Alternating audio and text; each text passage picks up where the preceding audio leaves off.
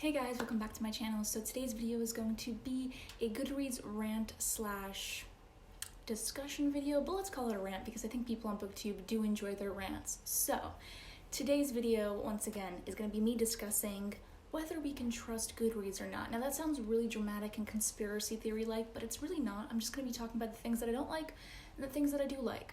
But anyways, before we get started, I just wanted to check in with you guys and make sure that everyone's okay. Everything that happened this week and the past month really has been absolutely insane, and I don't even know how to describe it. I'm currently at home self-quarantining because basically all the colleges in the United States closed down. I'm pretty sure this is happening in other countries as well, especially in Europe. There's a lot going on, and we're all pretty much at home until the end of the spring semester, and I don't even know what's going to happen, honestly. Nobody does. But yeah, I'm at home right now with my family, so if you hear people in the background, that's who it is. I don't have anywhere else to film. Anyways, I hope you guys are okay wherever you are in the world. Stay safe, stay healthy. This is going to pass sometime soon, I hope. But yeah, regardless, let's not talk about that too much. Let's get into the video. Here we go. I actually have some tea with me today because this is a discussion video, so I figured, why not? Oh, I see somebody from the window. Hey. Okay, so anyways, I do have some tea with me because it's a discussion video and I love tea. I've been drinking it every single day of this entire break slash self-quarantine. This is Moroccan mint green tea. So good. I'm pretty sure it's from the company Stash, if I'm not mistaken. But yeah, so we got some tea. I'm going to get lipstick all over it. It's basically inevitable. So let's get started. So the first thing that I've written down is average rating for hyped slash popular books being skewed. Now what I mean by that is, let's think of like a popular book, for example. I don't know, the whole like Sarah J Maas series that everyone talks about on BookTube constantly.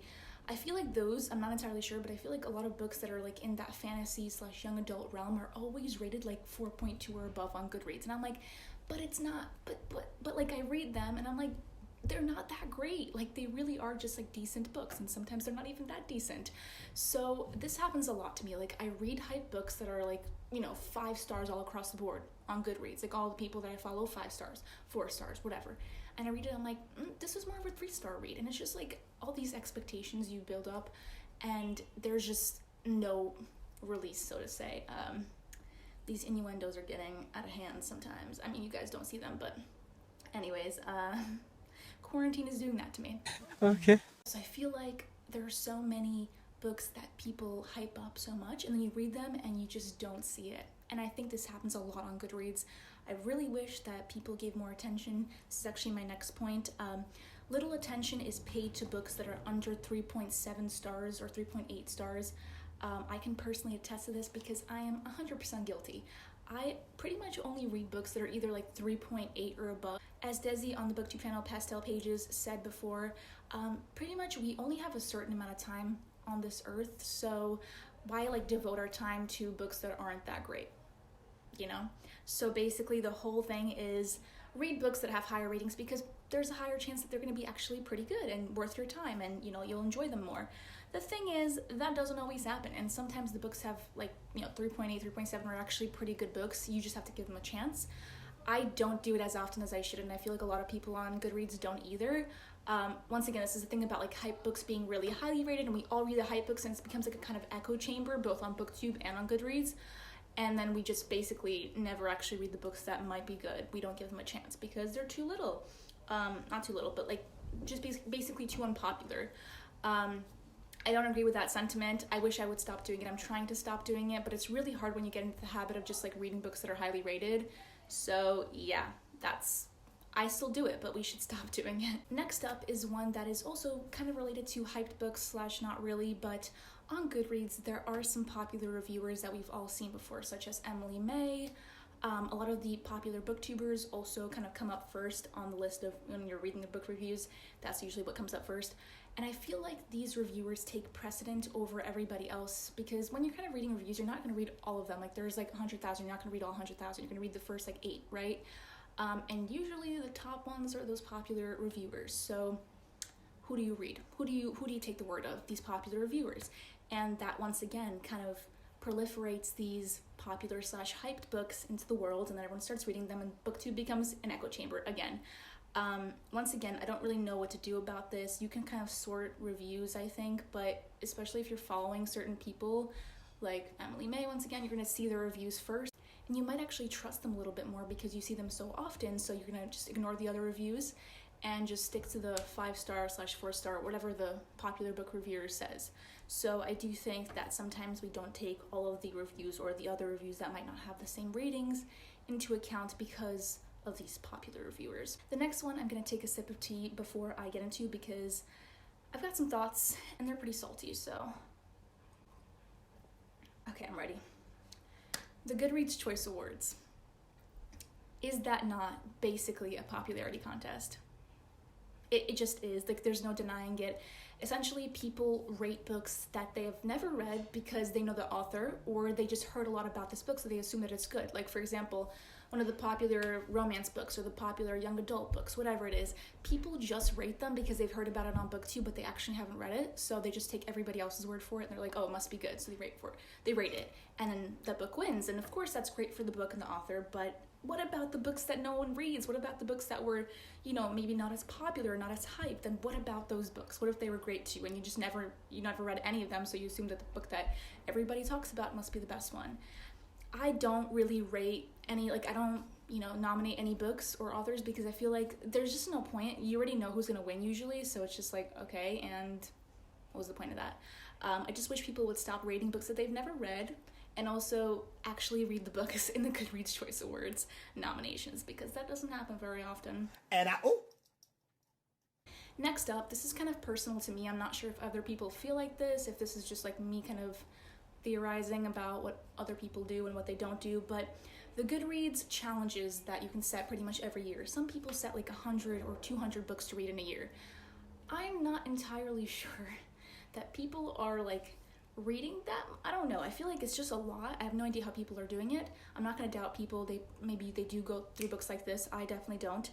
But I do wonder if the people who read 100 books a year, if they're taking in the same amount of information or, getting as much from these books as maybe people who read slower and are not reading 100 books or setting these kind of challenges for themselves. Once again, this might be personal to me, but I do wonder if the reviews are a bit skewed as a result of them, reading so quickly. Like, if they spent more time with the book, would they have given a higher rating? Would they have understood more? Would they have let it sink in a little bit more? I don't know. It could just be me. I don't know. I feel like when I read a book, when I finish it, I'm just sitting there and sometimes in discussing it with other people, my love for it grows more, and sometimes it doesn't. So this could totally be a me thing, but I just wondered because some people read a lot, they read 100 books a year, and I just wonder, how can you get as much as you, how can you get the full potential of a book when you read it that quickly? The next part of this video is going to be me talking about the positives about Goodreads. So if you came for me shitting on Goodreads, then you might want to leave this video, but Goodreads is pretty good on, most accounts. So here goes. The first thing is I really appreciate the ability to track your reading progress and also the books that you've read and the books that you want to read. Because once again, you can keep a physical count of these, you can write a list and stuff, but that's not really that practical, honestly. And having an electronic version of that is really helpful. So I appreciate that wholeheartedly. It's great. It works fine. So, I use it and a lot of other people use it and they're fine with it. So must be doing something right.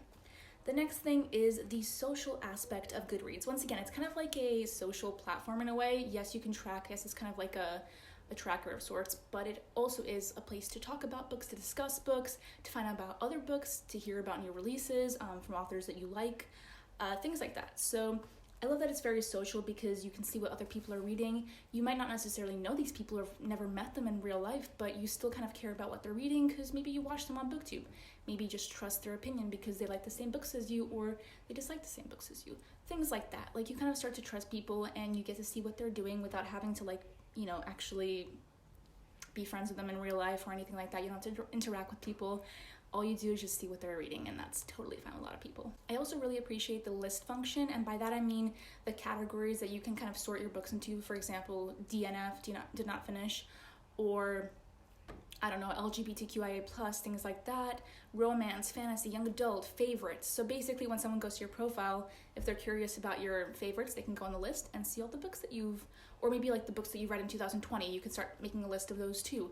So I really appreciate that because as somebody who's extremely disorganized in real life, this is a way to kind of make myself seem organized, but also I don't use them that often. I'm just like very appreciative of their existence, and a lot of people use them. Like they have so many lists, but it makes it really nice to kind of go to their profile and be able to see exactly what you want. Now, going back to my point, I'm going to play devil's advocate for the Goodreads challenge. I do think it is kind of fun in a way, and it does promote reading more. So if you're somebody who basically doesn't read at all, set yourself a 20 book yearly challenge, which is not much, but if you're, once again, somebody who doesn't read very often, it's a great challenge. And I think it's good to kind of like compete a little bit. Even though reading shouldn't really be about competition, I think it's just a fun incentive. So, and lastly, this is gonna sound so sappy, but I do feel like both on here and on Goodreads, there's kind of a reading family.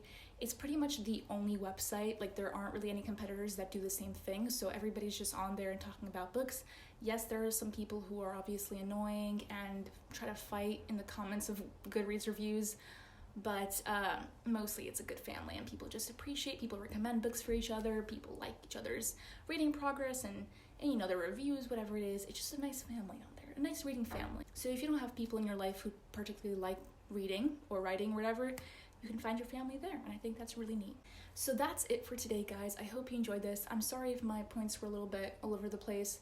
I need to work on my speed while talking. As you probably saw, I talk way too quickly. This is a problem that I ran into when I was filming way back when, back in the day. So yeah, but I do hope you guys got something from this video. If you agree with any of these points, let me know in the comments. If you disagree, also let me know. Let's talk about it. We'll have a discussion. This is a discussion video after all. So yeah, I'll see you guys in the next video. I'm going to film my March book haul right after this, so if I look very similar, that's probably why. But yeah, anyways, I hope you guys stay safe and healthy, and I'll see you guys in the next video. Bye, guys. I'll look around until I